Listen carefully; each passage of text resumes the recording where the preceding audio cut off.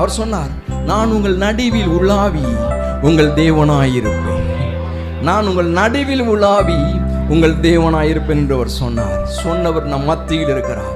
வேதம் சொல்லுகிறது, என் நாமத்தினாலே 2-3 பேர் கூடியிருக்கிற இடத்தின் மத்தியில் நான் இருக்கிறேன் என்று சொன்னார். நான் சொல்லுகிறேன், அவர் நம் மத்தியில் இருக்கிறார். அவர் உங்களோடு இருக்கிறார். அவர் உங்களை விசாரிக்கிறவராக இருக்கிறார். உங்கள் தேவைகளை சந்திக்கிறவராக இருக்கிறார்.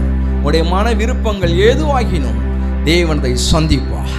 நிச்சயமாகவே நிறைவேற்றி தருவார். மாற்றுக்கு இடமே இல்லை. கர்த்தர் சொன்னதை செய்யும் அளவும் அவர் கைவிடுவது இல்லை. அவர் சொன்னதை செய்யும் அளவும் அவர் உங்களை விட்டு விலகுவதும் இல்லை, உங்களை கைவிடுவதும் இல்லை. அவர் சொன்னவர் நிச்சயம் செய்து முடிப்பார். அவரால் ஆகாது என்று ஒன்றுமே இல்லை. ஹல்லேலூயா. எந்த சூழ்நிலையில் இருந்தீனாலும் தைரியம் நம்பிக்கையுமா பாடுங்க.